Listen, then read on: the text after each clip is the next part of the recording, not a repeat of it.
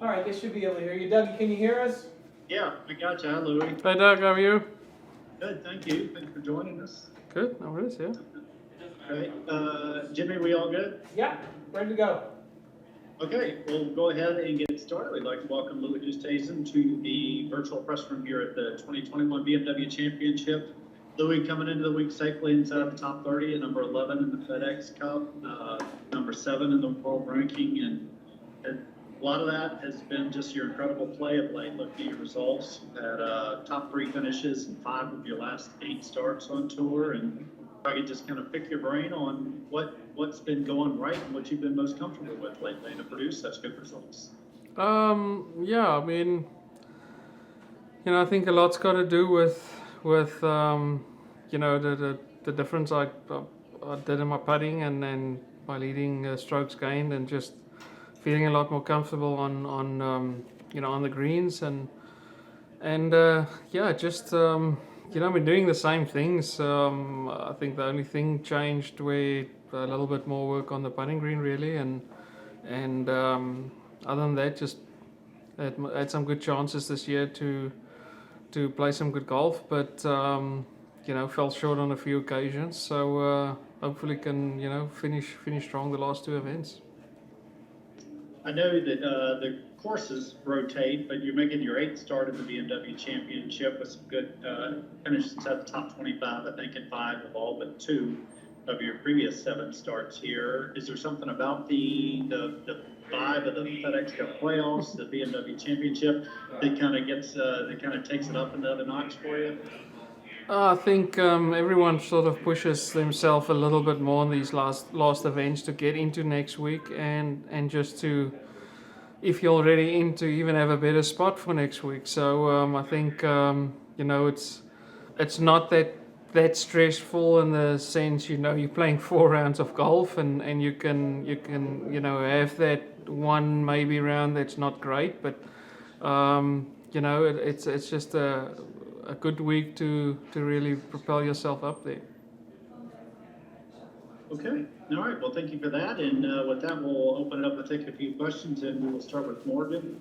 Morgan, go ahead. You can take yourself off mute if you would like. Hi Louis, Morgan from OFM in Bloemfontein. Hoe gaan het? Goed, dankie. Mooi man. Two questions quickly. As one of the more senior players in South African golf, how pleased is it for you to see the rise of these youngsters and guys like Eric van Rooyen, etc., starting to rise through the ranks and starting to get more regular top 10s, and also seeing a lot more South Africans included in major events? And then secondly, just, last week sad news about Gary Player's late wife Vivian. What did that mean for you guys on tour? Yeah, look, it's great seeing the guys coming through, and it's been a while. Not a while. It's been the last I would say 3, 4, 5 years. We have some great young talent in the country coming through, and obviously this year guys like Eric and Gary really stepping it up, and we have Christian trying to get his card in the next few events playing Corn Ferry, and great bunch of guys, and I think Eric showed a lot with the type of player he was.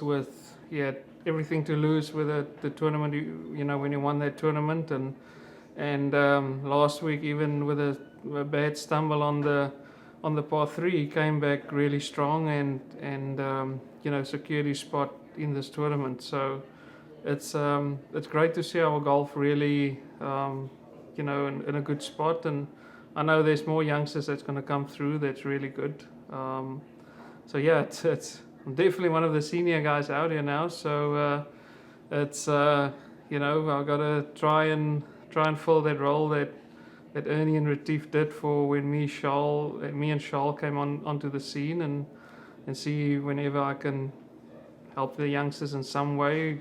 If they ask me questions, I can see if I can give them a little bit of advice, but at the moment they're the ones playing really good golf. I mean, look, for any professional playing on tour the full time, your person right next to you, your wife, and is the one that really standing by you the whole time. And it was very sad, to hear the news of Mrs. Player and know what she meant to Mr. Player and the relationship they had. So it's a sad day for everyone, and just wish him good luck and all the best through this time. Dankie Louis, waardeer opreg. See you. Okay, next we go to Doug Ferguson with the Associated Press. Doug Ferguson, go ahead. Hi, donkey. That's all I know. Louis. Yeah, that's good. That's good. That's I can do. Hey, a couple things. First of all, how much of it was a neck issue? How much of it was a fatigue issue for not playing last week? How do Yeah. you feel? Yeah, it was a bit of both. I'm not great yet. I'm struggling with a bad neck. I walked the last 4 holes today in the program. I couldn't finish. It's not a good spot to be with my last few events. I tweaked it a little bit there at Wyndham and took most of the 2 weeks off that I didn't play. Played 1 round, hit a few balls. I didn't really want to push it a lot. I played yesterday, felt okay. This morning woke up the same thing again. So it's not a great spot where I'm at. Hopefully, I can sort a few things out with my physio the next 24 hours. But I was able to manage my way around the golf course yesterday. It's fine when I have my physio here this week, so I should be able to get through the week. But I want to be as good as possible for next week. I don't want any niggles in the neck or anything. So sort of came out of the blue. My body felt for the last year or two really good, and it's just it's just one of those things. A couple of the things I wanted to backtrack a little bit on the Olympics. There was a little bit of confusion on whether you would have gone, but there was some miscommunication on physios being able to go or whether you weren't going to go in the first place. Can you fill us in on that at all? Yeah, look, the information that I had was there wasn't a place to work with my physio at the golf course.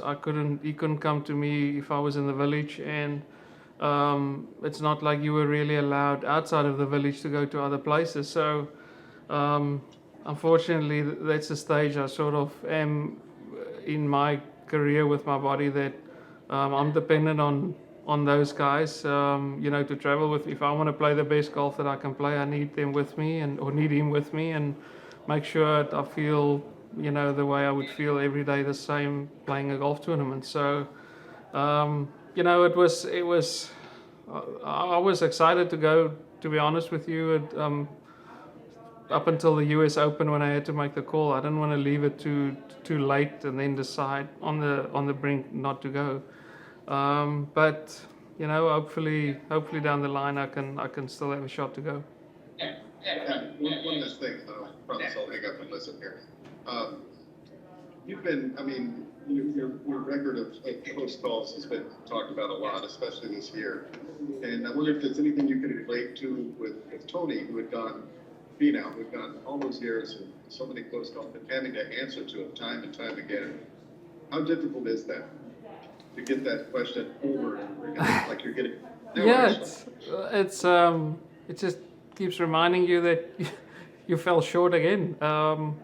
But Tony is a class player, and he's played so well for so long, and I think it's going to happen when you least expect it. He was, I'm not sure how far back he was starting the last round, and obviously had a great round and sort of got into that playoff and won. It's the same with I think a lot of times I put the pressure on myself to really to make it happen on that last day and push a little too much, and then on a few occasions not giving myself the opportunities that I should normally have.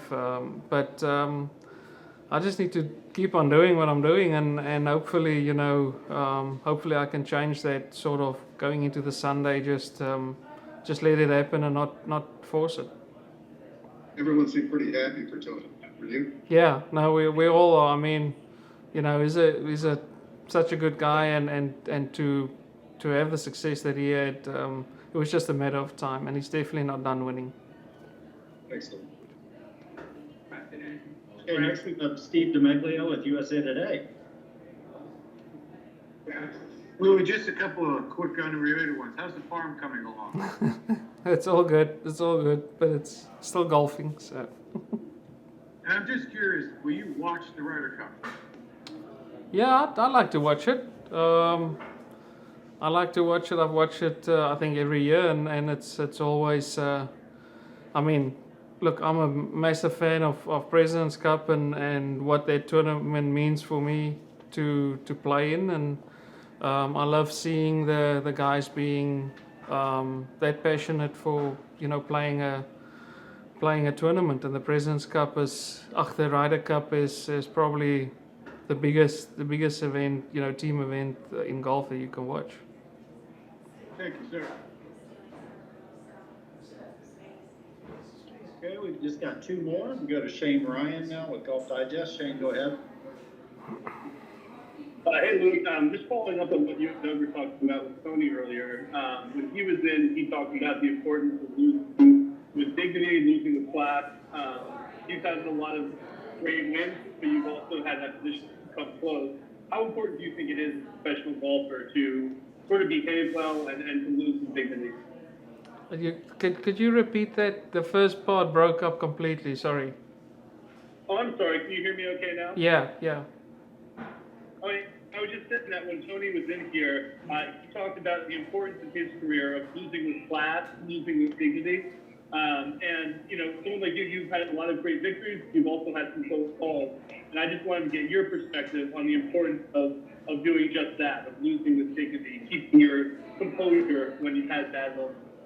Yeah, look, it's not great when you finish second. I remember the feeling I had losing in 2012 against Bubba in the playoff. But I mean, it's one of the worst feelings as a golfer that you experience. But in the same, I saw how much it was for him to win, what it meant for him, and sort of encourages me to even try more, to have that moment, to experience that, and it keeps you going. And the game can be cruel sometimes, but when it happens, when something good happens for the other guy and he deserves to win, it's you just need to praise him for what he's done, and then try next time to come up on top.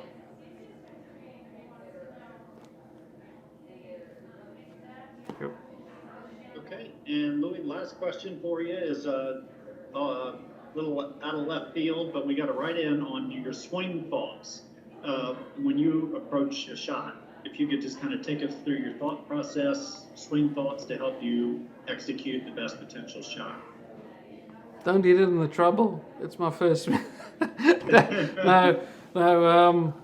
I think the main thing is figuring out what shot you want to hit and what you want to do, and then you stand on the range and practice those little cut shots and the little draw shots and things like that. Once you figure out what you want to do, then last swing thought probably goes through your mind.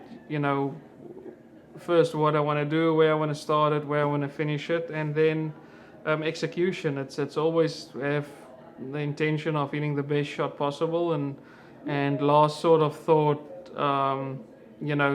stand there, make a good swing, take the shot on, hit your shot.